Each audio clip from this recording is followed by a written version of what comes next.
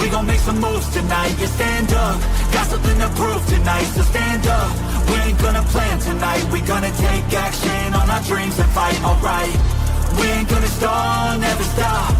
We gon' make it all to the top.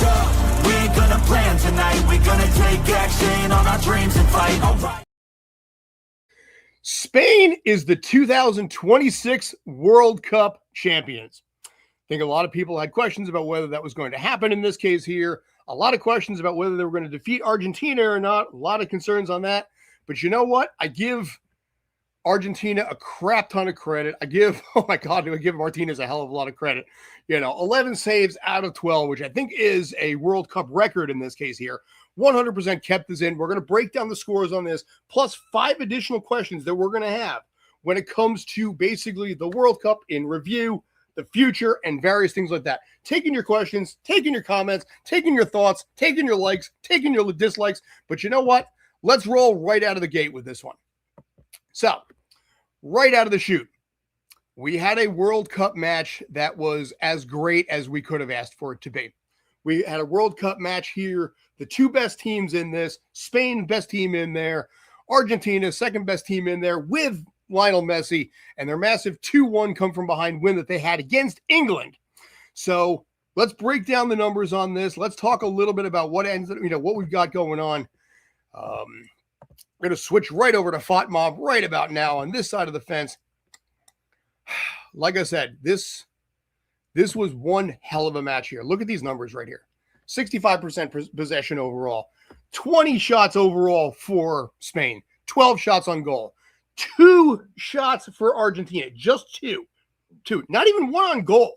This, I believe, if I'm not mistaken, is the first time in World Cup history that Argentina did not register a shot on goal in an entire match. That right there is huge.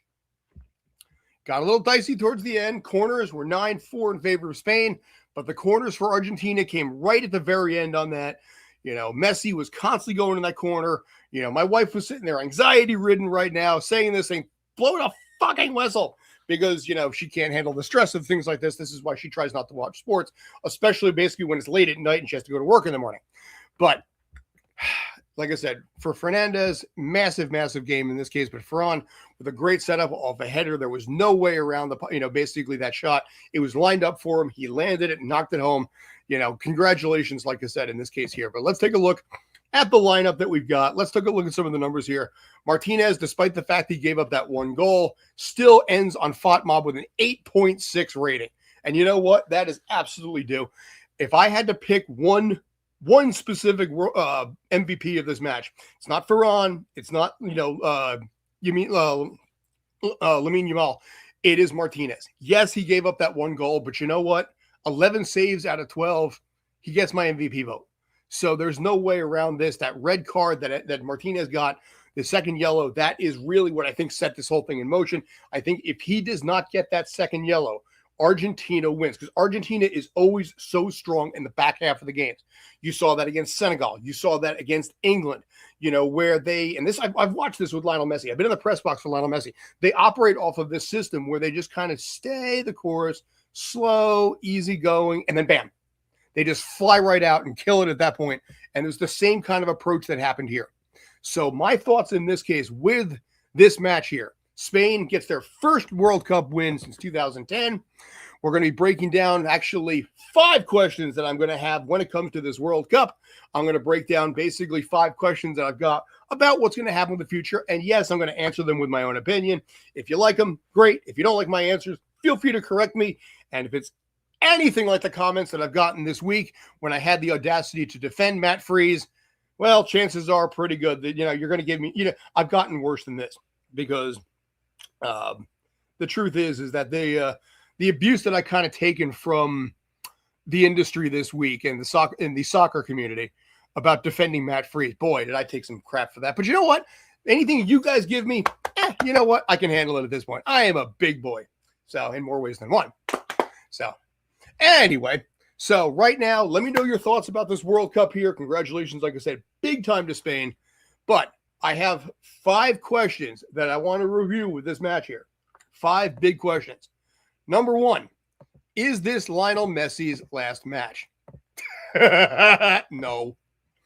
I think in this case, if this was a match where he went out on top, I think actually it would be possible that, yes, this might have been Lionel Messi's last match. He's 39 years old right now. He would be 43 for the next match in Europe in 2030. But Messi, no, he is not done. I absolutely see it. Don't see it. Not just for that one reason, but also because of this one as well. Don't forget, yesterday, Kylian Mbappe overtook his record for the most goals in a World Cup. Now, Mbappe is only 27. Messi is, like I said, 39. But Kylian Mbappe has 22 goals at this point in 22 matches. Lionel Messi has 21 goals in 33 matches. Lionel Messi is now second to Mbappe. So, no, I do not think Lionel Messi is done. I think if he won this match and he was still number one overall in most goals in a World Cup, I'd say, yes, it's possible he might have been done. But that is two reasons right there where I think even at 43 years old, he will be playing in Europe for the World Cup.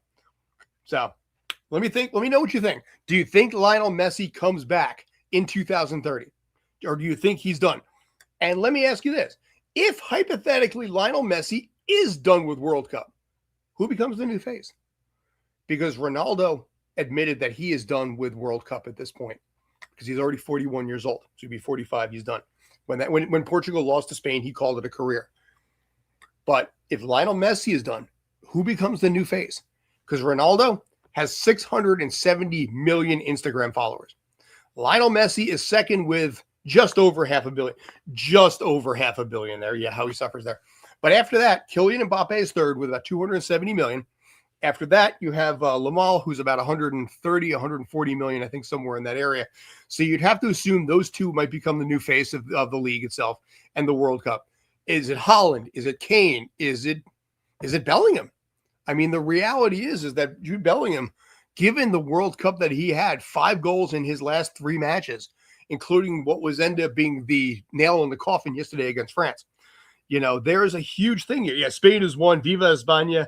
You know, in this case, you guys have earned that pride and that excitement there.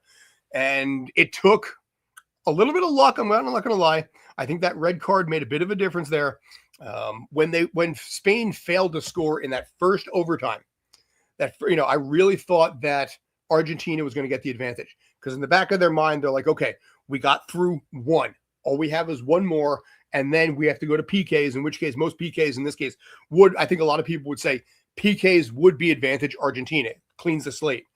But that one goal just in the very first minute of the second overtime is what kind of, I think, killed the momentum a little bit here and forced Argentina, who at that point had not even had a shot anywhere near goal. Forget shots on goal. They didn't have a shot, period. Forced them to play a different approach, a different style. And it all comes down to the fact that there's 2 yellows. You can't take that in a match like this. These things are so tight with how mistakes are made. You saw that flop by Switzerland. What happened? Ended there. So, like I said, is this Lionel Messi's last World Cup? No, I do not think so. I think in this case, I think he's got one more because he lost this one. This one's going to sting. This one's going to hurt because they knew what they had to do. They couldn't pull it off. And again, because of the fact that Kylian Mbappe now leads in goals overall in World Cup, I think Lionel Messi is going to want to get that number back. So let me know your thoughts here. Do you think basically Lionel Messi is done? Do you think Kylian Mbappe is the new face of the league if Lionel Messi is done? Let me know your thoughts. Number 2, what went right and what went wrong with World Cup in North America? Now, most of the people that follow me on TikTok typically are from the United Kingdom across the board. Europe, I think, represents about probably 70% of my followers on TikTok. And they have been very honest, I guess, in this case here, or forthright, I think is a better word, with their opinions about what this World Cup has been in the United States. Now, let me start off. What went right in this World Cup? Honestly, the World Cup. I think there were so many things that were done. The contests on the pitch were everything we had hoped it would be. All the magic, all the excitement, all the energy, all the vibe, everything that we wanted out of the World Cup there. I think you look at, what we got on the pitch, everything exciting, nail biting. You look at that match between England and Mexico, England having to go the last 35-ish minutes, being down a player, anxiety-ridden, anxiety-inducing. And I think they had the World Cup that they wanted to have, and that was the biggest part of this. And I give respect to that. Now I'm going to swing back to, like I said, what went wrong with World Cup, and then I'll come back to what went right again. I'll probably flip-flop a little bit here. So something that went wrong with World Cup. Let's start with NJ Transit. Now, for those of you who do not know, I live here in New Jersey.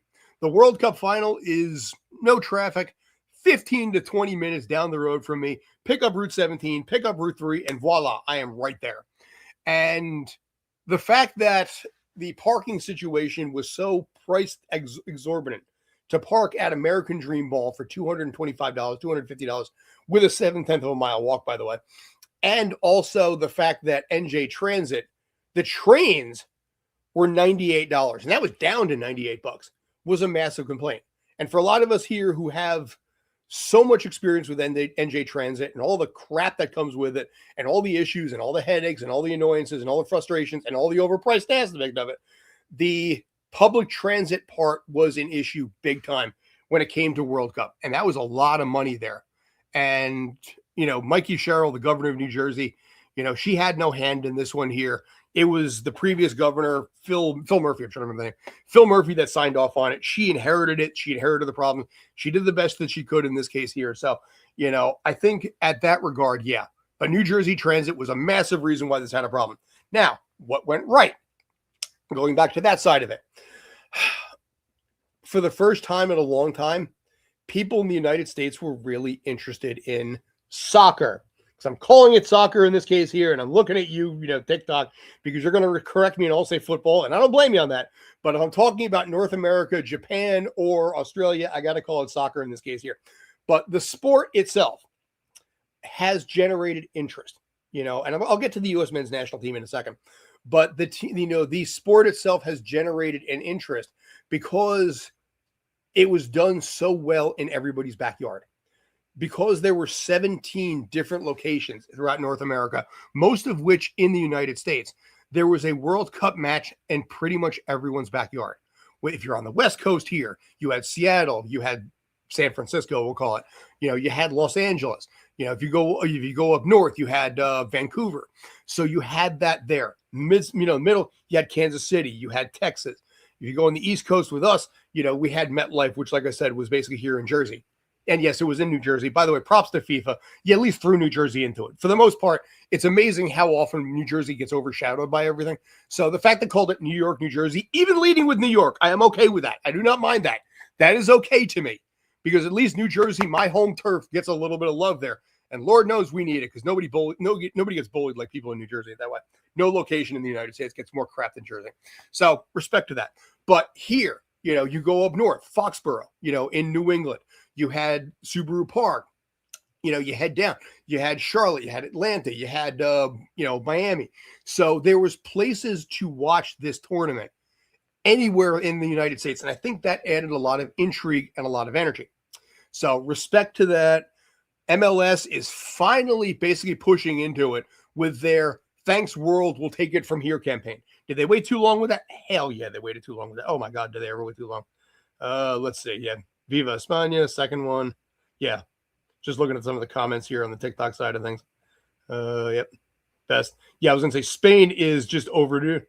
Hey, Jay Boogie Nights, what is new? We're hanging in over here. Thank you very much for the comment. I appreciate that. Much love on this side.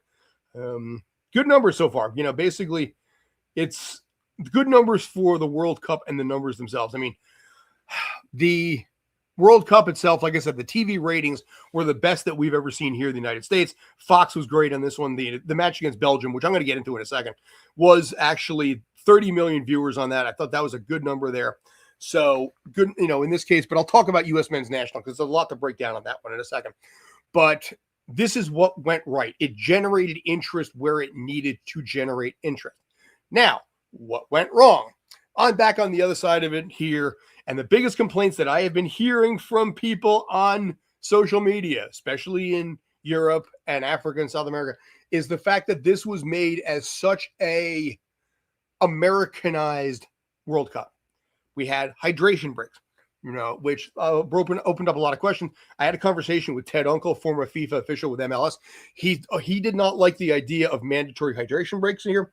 One of the things that he said really is that hydration breaks should be at the discretion of the officials. It should not be a mandatory thing where if the temperature is, I'm using Fahrenheit in this case here, 70 degrees Fahrenheit, which I think if the math works out is like 15, 18 degrees Celsius, it should not be a mandatory hydration break.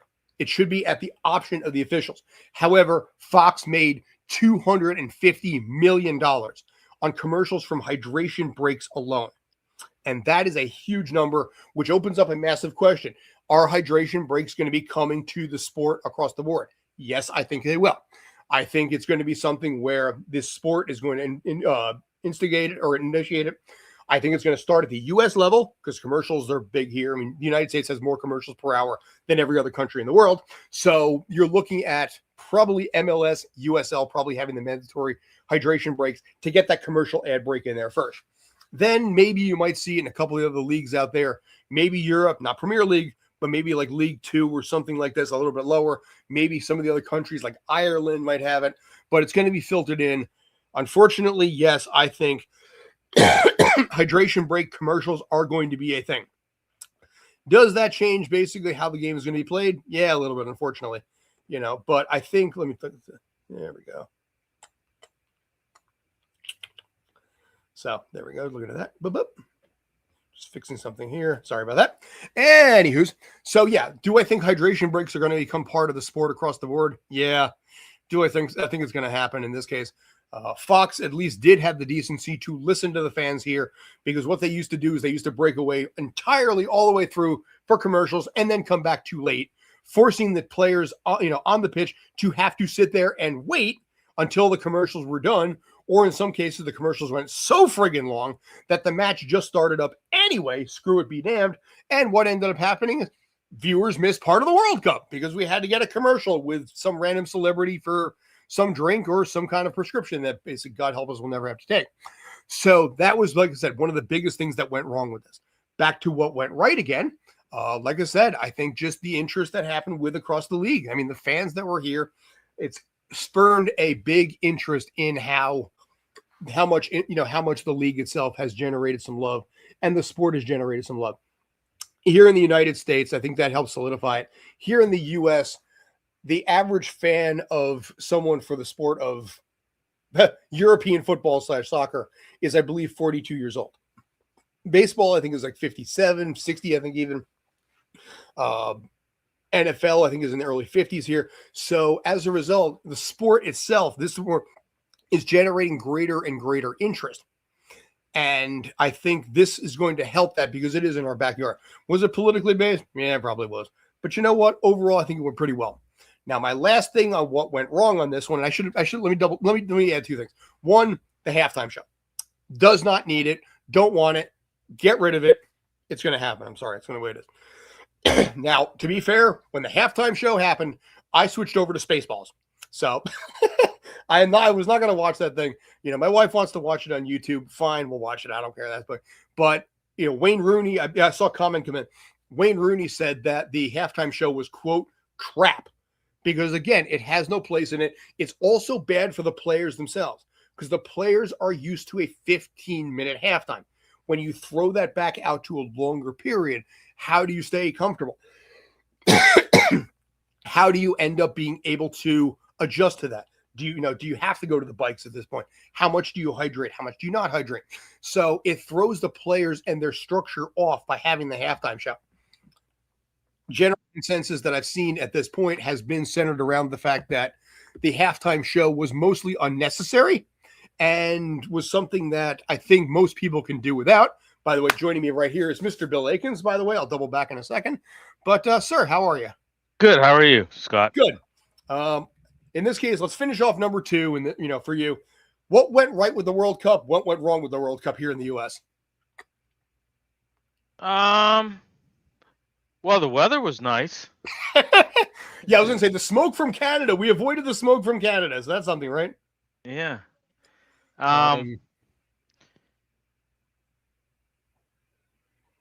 You know,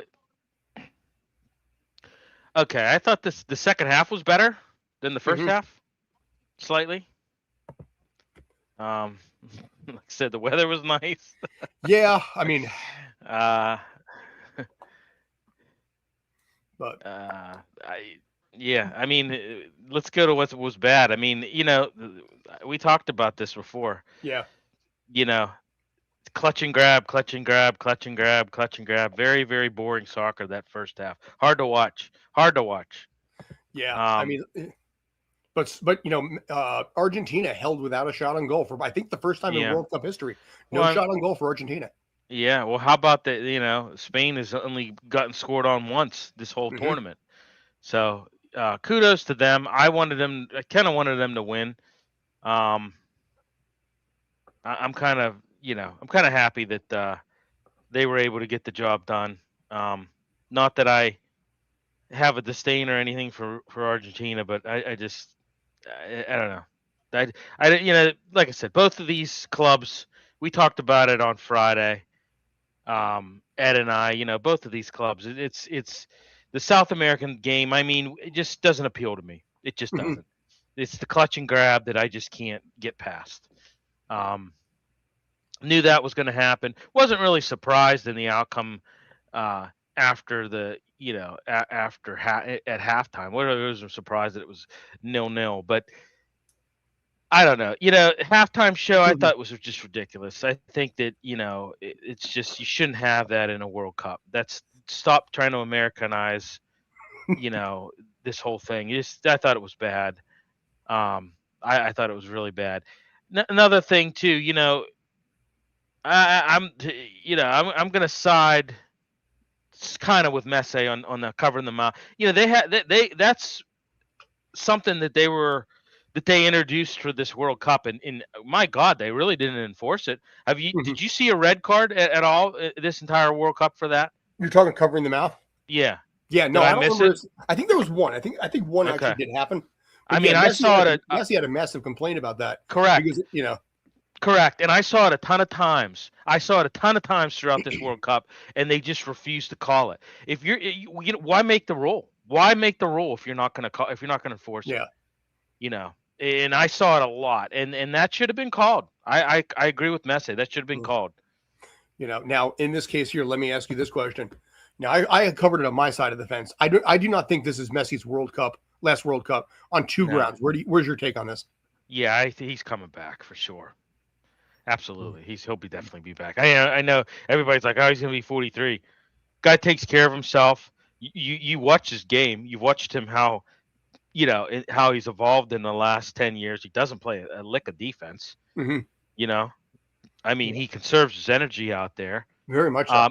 Yeah, I mean, he's definitely coming back for sure. I mean, he doesn't. I know he doesn't like the outcome of what happened. Obviously he doesn't. He's a competitor. He's a champion. He's a winner. He sure as hell doesn't want to, end his. Yeah, he's coming back. There's no doubt about it. He's coming back. And to be mentioned also at this point now that he no longer has the goal record for most goals in a World Cup, because Mbappe had two, and he overtook Lionel Messi, I think, with that brace. Even though Right. France lost, And Mbappe at 27 years old now has more goals in World Cup than Messi does at 39. Yeah. And I don't And think that's Messi something. wants to give up that number easily. Yeah, isn't that something? Here's the thing. How awesome would it have been if that would have been our final? Yeah. I mean, mean, it that was a game great was just edge of your amazing. seat final. Absolutely was. But Well, no, I'm talking about yesterday. oh yeah, right. How would it have been if that would have been our final? If it would have been England and France. I mean, France decided to play defense in the second half. I mean, but my God, I mean, that was just an exciting game. Very exciting game. And it worked for U.S. audiences who complain that the sport doesn't have enough scoring in it. Well, you got 10 goals yesterday. 10 goals, right? Exactly. Yeah. Well, let me ask you this: do you think that those goals that Mbappe scored yesterday should have counted for the record, or I mean, I'm just asking. Yeah, I mean, do because it's part of the placement. I mean, it's not just World Cup, because again, it was a battle for a bronze medal. It wasn't like a garbage game. I mean, there was legitimate, credibility. And I'm just asking. I'm No, just I asking think it should because a count. lot of people have asked that question. A lot of people have asked I've that question. debated how hard they play with something like this. Because keep Yeah. in mind, also Kane didn't even play, and Right. Bellingham didn't come in until like the last 10 or 15 minutes of that match anyway. Right. So you're looking at England throwing out its B team essentially and still picking up 6. Right. Yeah. So, but yes, but that was, like I said, that was probably not going to be Messi's last World Cup. I think in this case here. No, absolutely not. We addressed this basically what went right, what went wrong. Again, good matches on the pitch. The price of tickets, the price of transportation, that was unheraldedly bad. Right. The mandatory, basically the mandatory halftime show, the mandatory hydration breaks, which I think will become part of the sport in some degree going forward. Probably starting the MLS and USL going forward. I think that's, if there's ad revenue to be made, there will be made over here. Yeah. So, right. Now, question number 3. What does the U.S. men's national team need to do to improve for 2030? You want me to take this one first? Yeah. They can't. Short version is the United States men's national team will not improve for 2030. I do not believe. 2034, I believe they could. But the foundations that were in place 10 to 15 years ago are foundations that exist right now. Now, I looked at this right here. So I want to look at the summer rankings of the U.S. men's national team since 2016. So in order in 2016, they were ranked 25th, 2017, 35th, 2018, 22nd, 2019, they were ranked 10, 2020, they were 22nd, 2021, ranked 10th, then 14th, 11th, 16th, 14th, and landing right now in 2026 at 16. That team has not broken the top 10 since 2006 in the Bruce Arena area, where it was a different polling system and a different point system that was based on the last 7-8 matches versus overall across the board how everything was being done. So this team in the last 10 years has never cracked the top 10, and that does not change right now. It doesn't change until the systems and formations in place now kick in for about 8 to 12 years from now. If you have any thoughts, go ahead. I have a couple more though, but I don't want to monopolize completely. Well, I think you got to, first of all, you got to solidify the coaching position, right? Oh, absolutely. Now mean, the question whether or not, Pochettino's out. He's back. It's 50-50 right now. Yeah, but I think a lot of, I think that a lot of people are saying he's out. I mean, I don't know. You see him coming back? I don't. I kind of don't. I heard rumors he was going to go to AC Milan. Right. But, I mean, he has offers out there. He has standing offers out there. But in this case, that would be, you'd lose your second coach in as many World Cups. Right, and that's not a good situation. It's like a defense against the dark arts position. Yeah, you need continuity in that. What I would say is, you know what, this one you automatically qualified because you were the host nation. Yep. You need to play a lot of more tougher competition in some of these, primer matches, if you will. Worst World Cup final ever. Yeah, I mean, I just thought there was just a lack of just, I don't know, toughness in a way. I think that maybe they need some, maybe kind of maximize the competition that you do, and when you when you compete in this CONCACAF Nations League, stuff like that. I know the Gold Cup's coming up next year. Copa America and Women's World Cup too. Right. So I mean, I think you gotta you gotta I don't know. You gotta try to get some grueling matches that prime you for the world, for the upcoming. Like I said, you automatically qualified because you were the host nation in this one. But just being the host nation doesn't make you great.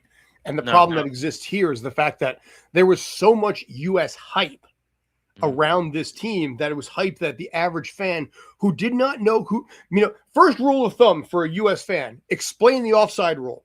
If y'all can't do that, right out of the gate.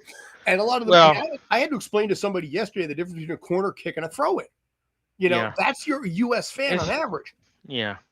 I mean, the game's so simple. It's sickening how simple it is. Yeah. But yet people just don't want to take the time to sit down and, they think they already they think they already know that it's such a I've had so many people tell me, I just don't understand it. What Mhm. part of putting a round ball in a net to score points is hard? What point of basketball is more complex than soccer. Kind of is, yeah. With flagrant foul, 1, 2, 3, 8, whatever. Three You three know, seconds 3 seconds in, under the yeah. rim. I mean, there's just so much. I don't understand people that come up with. It's just I don't understand it. Like I said, what part of you kick the ball, you kick a round ball into the net to score points? Do you not understand?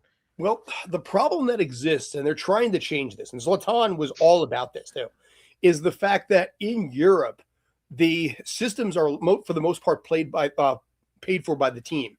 The families have to pay a small fee for insurance purposes for injury, Mm, right. but everything when it comes to uniforms, cleats, pitch, all of that's paid for by the club.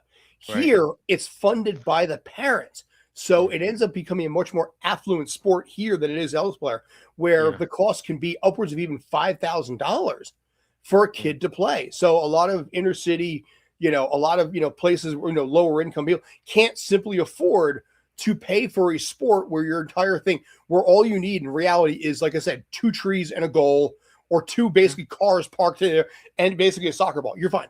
mhm, They can't afford to play a sport that simple here. And Alexi Lawless has come out in favor of defending that system, which mhm. has really drawn some ire from a lot of people in the US.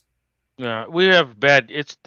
You need to really make a priority to develop the youth movement in this country. You have, if you want to, have guys that are going to be worth a damn in the World Cup. That's just how it is.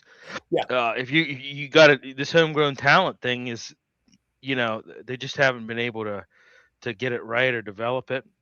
I Yeah. blame a lot of things for it. I mean, I think when you look at it, like Christian Pulisic and Tyler Adams, they're going to be in their 30s. Yep. Tim When Ream's going to 2030, be Tim Ream's already 38. right? So yeah, this was his last one, Yeah, I'm sure. probably. Um, but you got some guys like Caven Sullivan, who else? Chris Richards, Matthias Albert, Chris Alex Brady, Freeman, Chris Brady's 22 as a Chris goalkeeper. Braden. Yeah, I mean Chris Brady. Yeah, I mean these are some of these guys that are going to have to carry the torch and kind of be that next generation that maybe I don't know people look up to and want to be like them. And that's the other side too. You need to have people that are recognizable names to the Yeah, average person. I mean, people like hey, yay, Balogun's back in. Thanks, Trump. Who's yeah, Balogun? I don't know. You know, yeah, right. you know. Yeah, I mean it's just I don't know. We just don't do a good job of it. I don't know why. It's an exciting game, and but it's just kind of like I don't know. And I blame I'm very critical of the MLS. Mhm. They don't do any justice. They You know, finally did something the other day too. Yeah, I mean, you have to have Apple TV in order to watch the MLS. Yeah. I mean, which is no, which is an issue in itself. When you're trying to grow this game and expose it to people, you're more concerned about taking the money grab and not, you don't really, it's disgusting what they do. You probably Really saw that is. email I sent over to Matt Gruber yesterday, right? Of the Yes. Riverhounds, yeah. I wanted to get the TV. For those that don't know, I'm trying to get the TV ratings of the USL match on CBS yesterday at Saturday afternoon at 12 Eastern. Yeah. Between the Riverhounds and Louisville, because I want to see what those numbers are versus the Apple TV numbers. It was an amazing match. I Oh mean, it yeah, was an amazing match. Amon gets the Um, hat trick in under what, 4 minutes? in yeah, 3 minutes and 27 seconds. Yeah, Just unbelievable. insane. And it's funny because I asked him in post game. I said, "Hey, are you a big fan of early kickoffs, noon kickoffs?" He goes, "No, not traditionally." He goes, "I'd rather play at night." I said, "Well, how about today? How about after today?" He goes, "Yeah, I love them." He goes, I heard that. Yeah, I'm a fan now." I said, "Yeah." So, but I mean, it's that's interesting to see what we got kicked out of the press box. We were in the suites, which is actually awesome because you got the the whole 22 view, so nice. it was, yeah, it was actually I actually liked it. It's actually kind of liked it. First time I was ever at Subaru Park, they had the same thing too, where it's like, and the PR guy's like, "Are you okay going into the executive suite?" And we had our own bathroom, the sink, the refrigerator. Right. Like, yeah. The only problem I had is I had to get the catering food from one side and walk it through the stadium. But other than that, we had the couches, we had the good stuff right there. Yeah, it was so we. I mean, it was great, you know. Oh yeah, yeah.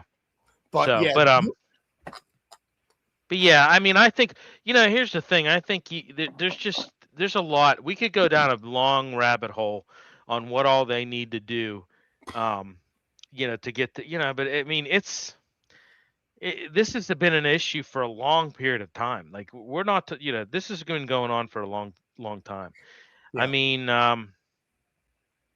you know, I look back to the 94 team back then, you know, that was like a very good team. There's a lot of good players on that team. Mm-hmm.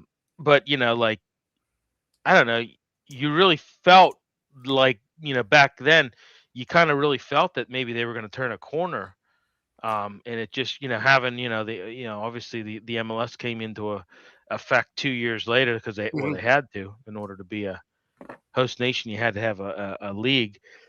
But you know, I mean, hey, you know, it's just there's a lot of progress to be made in developing in this country. You know, and if we want to win, we've got to do a better job of it, because right now we're not cutting the mustard. Nope. So, you know, it's going to be years out before, you know, the young ones actually are able to pull this up. But yeah, number 4, how much of a disappointment was this year's World Cup for England? I'd say 50-50, 50% misery. You know, it was the first time they've gotten to like a top 3 since 1990. But dude, you had such an opportunity to get into the finals this time around. Yeah, and how Tuchel, how they're going to keep that guy is just beyond me. Mm-hmm. After his just strategic blunder and just parking the bus and just, I just don't understand. You know, I've never been a fan of this guy ever. I mean, you know, what, Chelsea won it all the year he was manager, and they still got rid of him. What's that tell you? Yep. You know, I don't. I mean, I'm not going to put. You know, I'm going to put a lot of the blame, because that final game was all on him. Oh yeah, as far as I'm concerned. You cannot play back against a team like Argentina. No, and I mean, like I said, to me that's all on him. That game. But you know, I think. Hey, listen. On paper, that team is just phenomenal. You're like, when you look at that team on paper, you're like, why haven't they? They should be able to win, you know. But it takes more than having a good team on paper to win a World Cup. Absolutely, and you see that with the U.S. They bring their best players in, but they don't have the time to gel, and you know, it's what you see is what you get. You are what your team is, and I don't care. Go ahead. I'm sorry. I don't care if Balogun was in that lineup. You know, I don't care if Freeze makes that mistake or not. They lose that game regardless. Oh, yeah, absolutely. Yeah. You know, by the way, the amount of, I said this at the top, the amount of shit I have gotten from the internet for defending Matt Freeze, by the way, the amount of times I've been called a loser, a fat, ugly, well, whatever. It is unsurprising, and yet it's surprising at the same time. The amount of crap I've gotten for defending that guy. Yeah. Well, you know, I love it. I'm kind of partial to England, because, you know, I mean, I'm an Arsenal fan, and you got Declan Rice and, you know, Saka that are on that team, and Saka with 2 yesterday.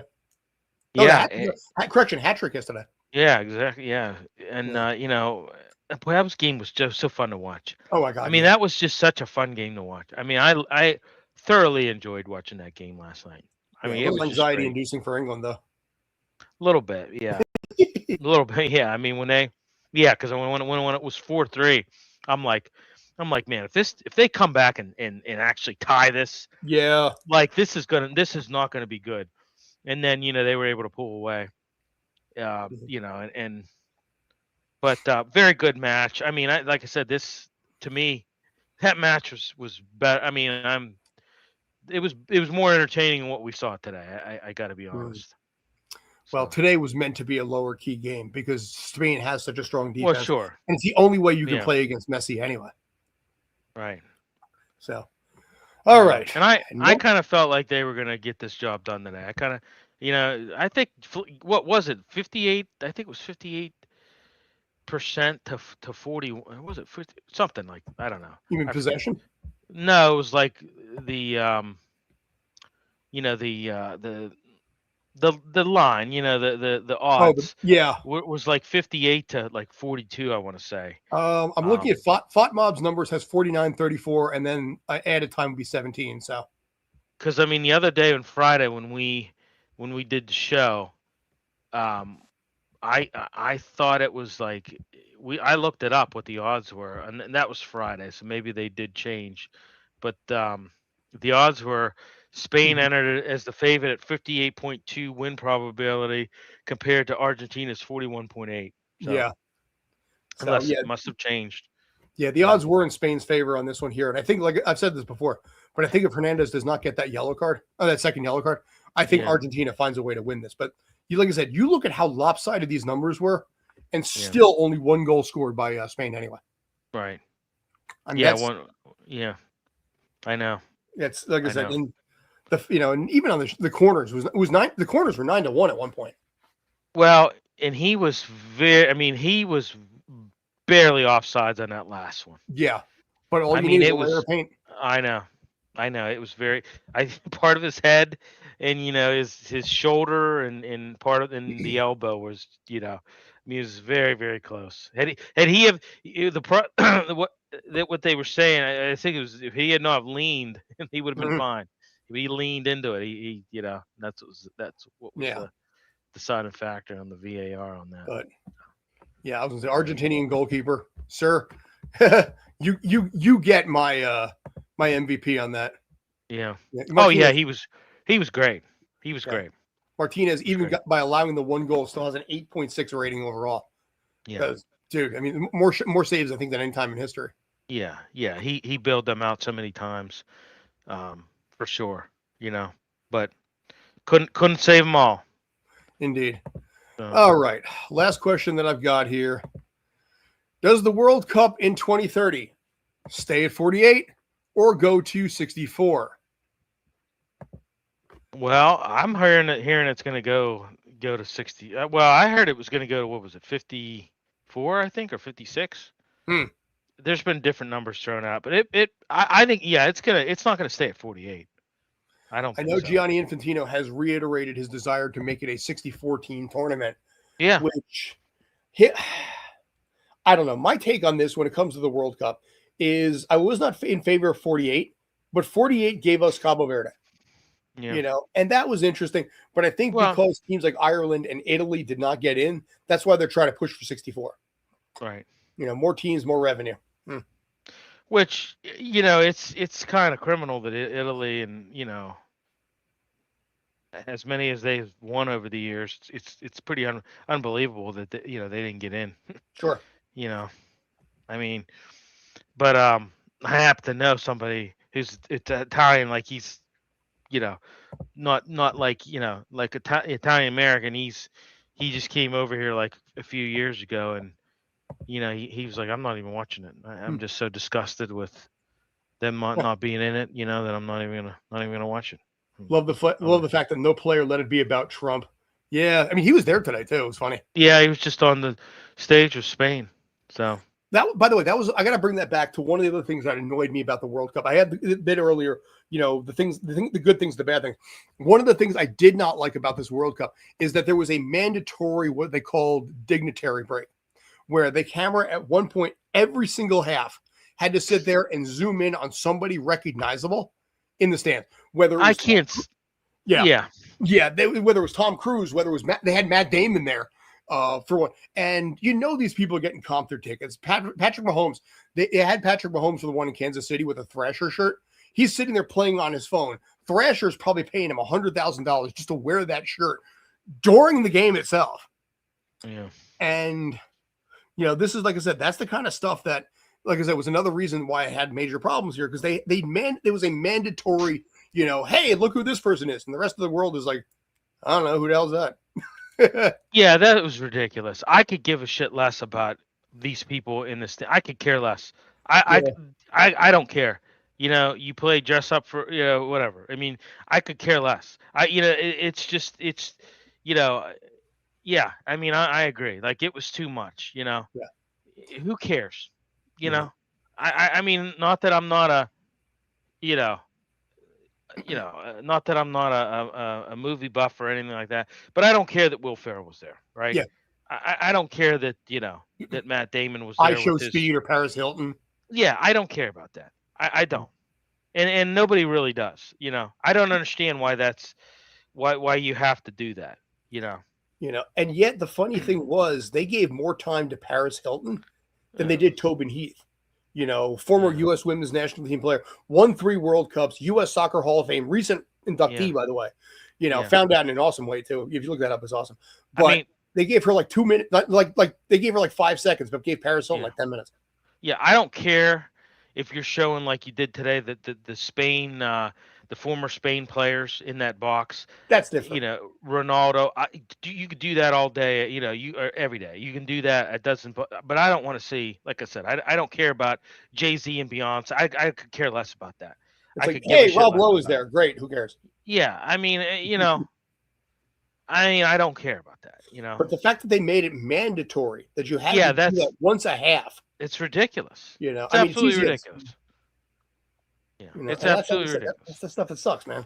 Yeah, right. No, anyway, I'm sorry I cut you off like 8 times. Well, no. I mean, it's just I'm with you. I didn't like it either. I didn't like it either. So, but I mean, you're from the film industry. I mean, it's just kind of like, you know what I mean? It's like, come on. You know? Well, what's funny is a lot of them are over at Fanatics Fest. So Brandon Kay on the sports side, he ran into Ryan Reynolds, who happens to be at Fanatics Fest right now. Well, and listen, there's some of them that are legitimate soccer fans. I get it, and and that's all well and good. But Paris Hilton, and you're right. Like Patrick Mahomes, you're sitting there on your phone, dude. Yeah. Well, because it's Kansas City, he's obviously got to play, or he's at least got to be there. But yeah, I mean, he couldn't care less. Right.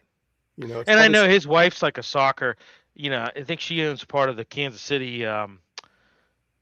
The NWSL. Kansas City NWSL. She's like a part owner of that team, and I guess she played and stuff like that. But I don't know. Mostly she's high maintenance though. But anyway, back to original and original point and last question. Right. Does it go to 64 next year? Next World Cup? Yeah. I mean, it's not gonna stay at 48. I didn't hear 64. I heard it a few times. Okay. Well, maybe that's I mean, it probably does, right? I would say it probably does.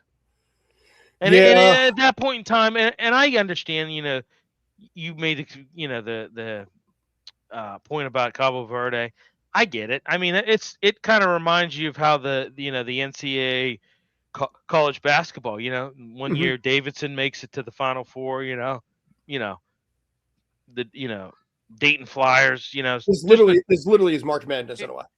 Right. It's kind of like that kind of vibe on it.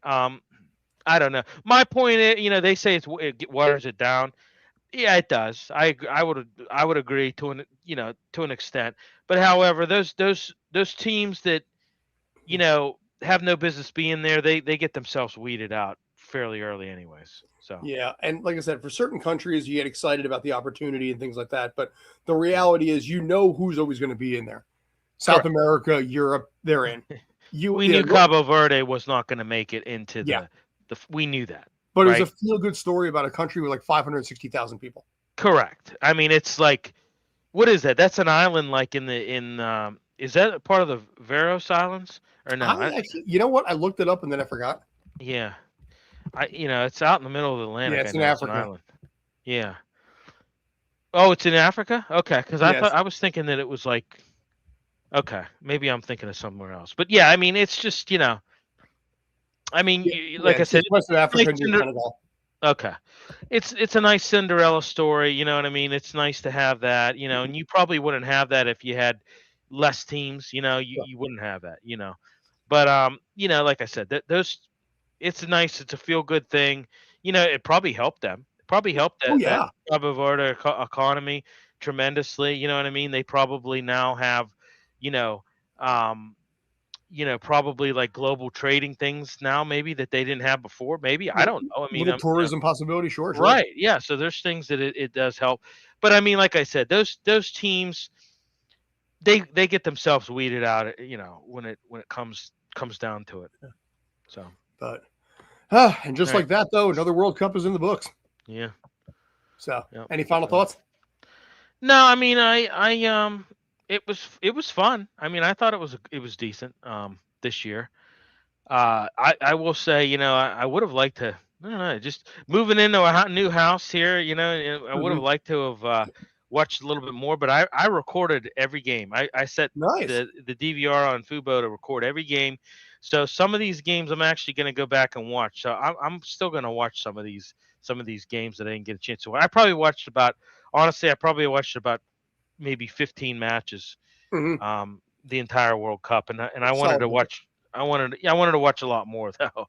I was hoping to watch a lot You were more. in the So middle of moving to a new house. I think that gets some yeah, degree of forgiveness on that. well, yeah. I That's mean, I life. just didn't have running around doing stuff. I just didn't have the time to, to just But I record, like I said, I recorded them. Slowly, I'm gonna watch. I'm gonna go back and watch some of these matches that I didn't watch. So, Sure. but But all right. So wrapping up another World Cup right now. For me, it's back to MLS because there's press conference. I got two press conferences this week for yeah. NYCFC. One a road match against Columbus on Wednesday, and then I will be back for Saturday. I believe it's the Chicago Fire.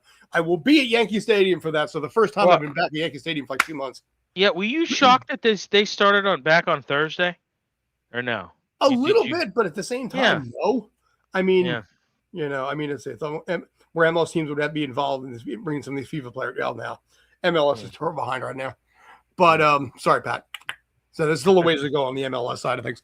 But Yeah. no, I mean, I'm not, because that's how they're trying to wedge it in. Yeah. Because the MLS approach, which they finally decided to do something, was, quote, thanks world, we'll take it from here. And they Yeah. had Messi and Freeze and Tim Ream and Yeah. like all the players in the World Cup that are playing in MLS as well as part of Right. this marketing campaign. So they dropped a couple of them in there, but I don't think it did a whole heck of a lot because you didn't have your high profile teams like, say, Yeah. NYC, a New York City based team there, or they had the Yeah. derby match LAFC versus LA Galaxy. But if you're outside LA, you don't give a rip. Yeah. I mean, who cares about Real Salt Lake? Nobody's really interested in you guys outside of like Utah. Right. That's the problem with the sport across the board. Yeah. Well, I mean, amongst other things, I just thought it was Yeah, Union kind of. didn't beat Jack. Oh, nice reference, by the way. Yeah. I just didn't. I thought it was. I just didn't. I don't know. I didn't expect. I thought that they would have maybe potentially waited. Waited until after today to pick pick up the to pick the season back up. I mean, you had what, 3 games on Thursday. You had Montreal and Toronto that were a Yep. 0-0 draw. You had St. Louis and Kansas City, Seattle and Portland, and then Seattle lost 5-1, I think. Yeah. and then Friday you had Nashville and Atlanta, and like you said, the derby, LA Galaxy versus LAFC, Mm-hmm. and then you got a few games on Wednesday. Actually, you got a full slate of games on Wednesday. Yeah. So yeah, Pat's going to probably be for covering the Union game while I'm covering Columbus from home, though, because it's a road match. Yeah. So, Yeah. But yeah, I mean, I don't know. I don't know. I found that a little bit odd that they picked up play, before the actual closing of the World Cup. I thought maybe they would have waited, maybe a day or two after. I don't know. It's confusing to me too. Yeah. I was surprised by it, but it feels weird for me because it doesn't feel like it's been 6 weeks. It feels like it's more been like 4, 5, 6 months. Yeah. For between MLS matches for me, but it's only been a month and a half. Yeah, it was funny when the World Cup started. I looked at when they picked it back up, and I was like, "Oh yeah, okay, 16, 17." I'm like, "Oh okay, that's when the World Cup ends." And then I'm like, "No, that's the Nope. World Cup actually ends in the 19th."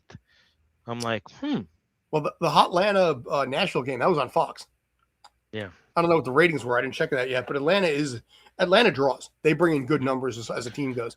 Well, yeah, and because it's a very international city. That's one of the busiest airports in the world. That's a hub. It's a melting pot. There's a lot of culture in Atlanta. People don't understand that. People don't realize and only one team right now too, and that's the Braves. Yeah. So, yeah. But all right, we'll call it right here. Good. Any other final thoughts, or are you good? No, I think I'm good. All right, so appreciate it. Like I said, World Cup is in the books. Amazingly, that's already over with. We will be doing a lot more with U.S. women's national team. I'm already on the press conference, so we'll be doing a lot more with that one coming up going forward. And that team is, last I checked, ranked 2nd overall. So that team's got a really good shot, basically between Emma Hayes and Triple Espresso, to really come back with something unique there. So we'll talk about that going forward.